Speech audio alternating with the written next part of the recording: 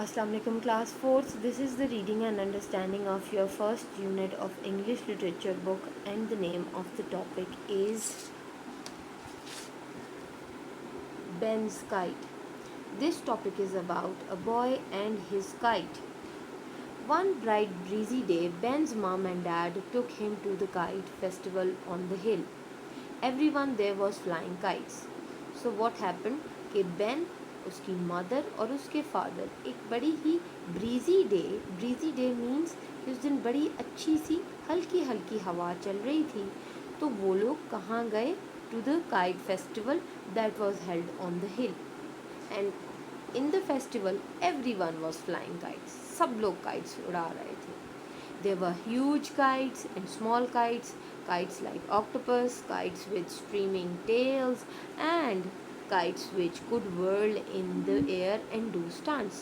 अब वहाँ पर बेन को different kinds of kites नज़र आ रही थी. Small, huge, कुछ डिफरेंट शेप्स की थी, ऑक्टोपस की शेप की थी, कुछ ऐसी थी जिनकी स्ट्रीमिंग टेल्स थी. Streaming tails means flowing tails, लंबी लंबी उनके पीछे टेल्स बनी हुई थी. और कुछ ऐसी भी थी काइट्स जो कि स्टंट्स कर सकती थी, डिफरेंट ट्रिक्स कर सकती थी, that they can go round and round, they can rotate in the air.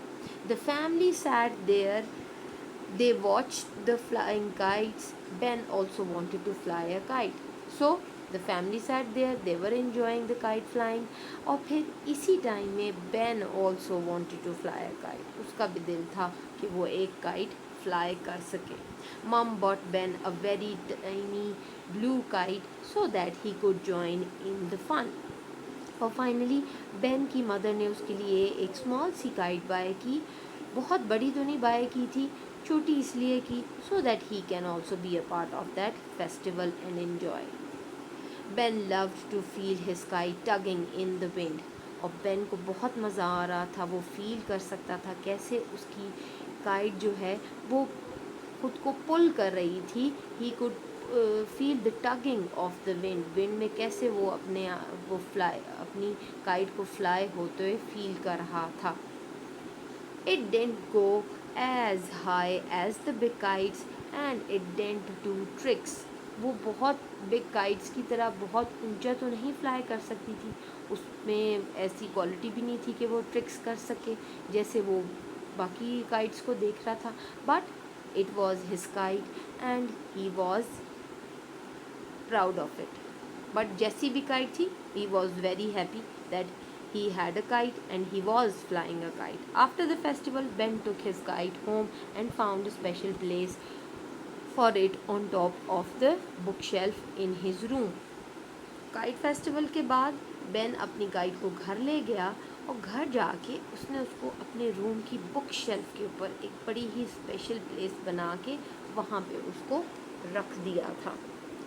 The next windy day, Ben took it down and asked his mom if they could go to the playing field and fly it again.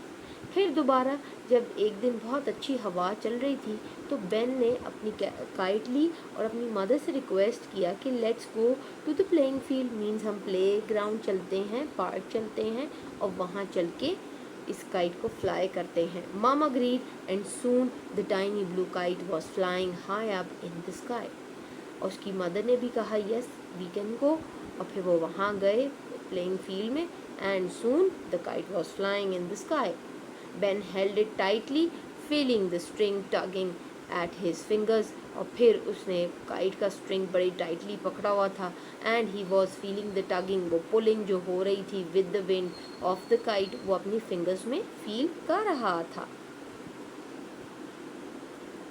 Suddenly there was an extra strong gust of wind. और अचानक से क्या हुआ? Suddenly अचानक से एक बहुत ही strong wind आई, एक तेज़ हवा का झोंका आया.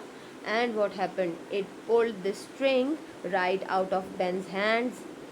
The kite flew away. और क्या हुआ कि बेन को कंट्रोल ही ना रहा अपनी काइट पर और वो काइट उसके हाथ से निकल गई एंड इट फ्लू अवे. वो बहुत दूर जा चुकी थी.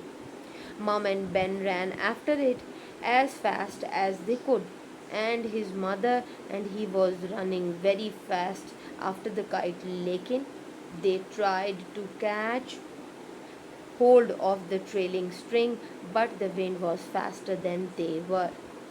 उन्होंने बहुत ट्राई किया कि जो पीछे उसकी फ्लो करती हुई स्ट्रिंग जा रही है उसको कैच कर सकें, but the wind was very faster and they could not catch it.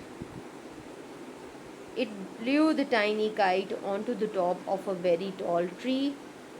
और क्या हुआ कि फाइनली हवा में उड़ते उड़ते बेन की काइट कहाँ पर जाके अटक गई? एक बहुत टॉल ट्री पे जाके फंस गई थी. They couldn't get it down and Ben and his mom went home feeling very sad. और क्योंकि बहुत टॉल ट्री था उनके लिए ट्री पे क्लाइंब करना बहुत डिफ़िकल्ट था. सो बेन और उसकी मॉम जो हैं सैडली घर वापस आ गए. When Ben's dad came home from work the next day, he had a long, thin parcel for Ben. It was a new kite. Next day, जब Ben के फादर अपनी जॉब से वापस आए तो उनके हाथ में एक लंबा सा पतला सा पार्सल था. और वो पार्सल क्या था? A new kite it was in it. Dad helped Ben put it together. इस बार उसके फादर ने वो पूरी काइट को असेंबल करने में, बनाने में बेन की हेल्प की. और this time it was bigger than his old one and had a face with red and yellow colours and 2 round eyes. इस बार जो काइट आई थी वो पहले वाली ब्लू काइट से ज़्यादा बिगर थी. उस पे एक फेस बना हुआ था, रेड एंड येलो कलर्स थे उसके, और 2 राउंड आइज भी थी. It had also a streaming tail. और फिर उसकी एक पीछे लंबी सी टेल भी थी. Ben was pleased. Pleased means happy. Ben was very happy to see the new kite. He thanked his dad and ran upstairs to put it on his shelf. और फिर Ben ने अपने फादर को thanks बोला for the kite और जल्दी से वो अपने रूम में गया और वहाँ ही पहले की तरह उसने बुक शेल्फ के ऊपर रख दी थी kite. The kite smiled down at him.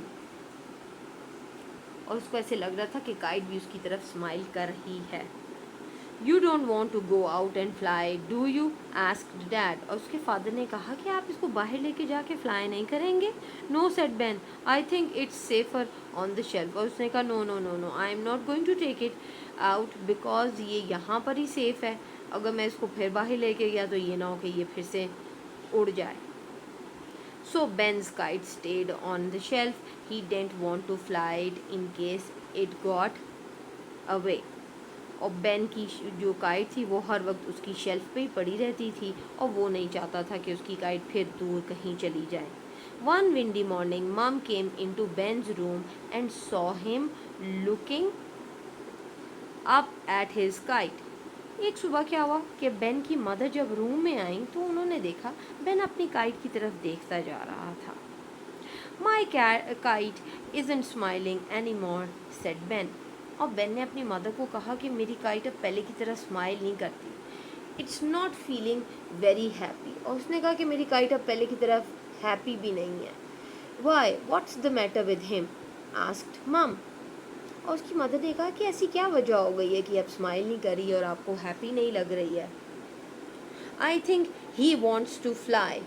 और यहाँ पर बेन अपनी काइट को एक कैरेक्टर की तरह कह रहा है, इसीलिए वो कह रहा है ही उसके लिए यूज़ कर रहा है. ऑल्दो हम लोग थिंग्स के लिए ही यूज़ नहीं करते, बट बेन उसको एक कैरेक्टर की तरह कंसिडर कर रहा है. और वो कह रहा है कि मुझे लगता है कि मेरी काइट का दिल है कि वो फ्लाई करे.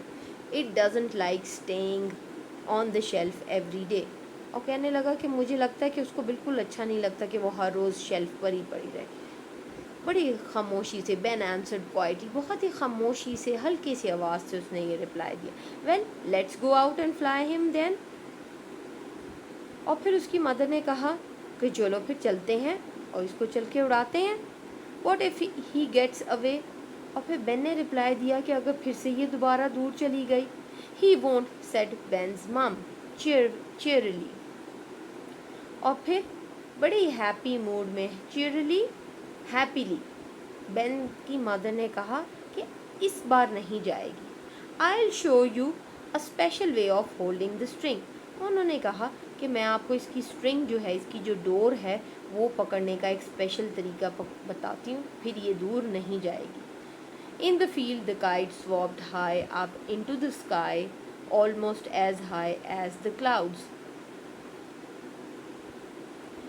और फिर जब वो फील्ड में गए, खुले मैदान में गए, पार्क में गए, तो वहाँ पे kite swooped means to rush high, अब वो बड़ी तेज़ी से हवा में ऊपर उड़ती उड़ती into the sky, it was flying, और ऑलमोस्ट वो क्लाउड्स तक फ्लाई कर रही थी. बेन को ऐसा लग रहा था. Look he smiling at me, shouted Ben.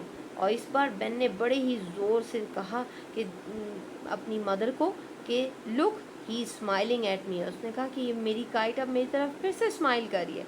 He is happy to be flying. और उसने कहा कि अब मेरी काइट दोबारा से हैप्पी हो गई है because his kite was flying. Ben was happy to feel the kite tugging at the string.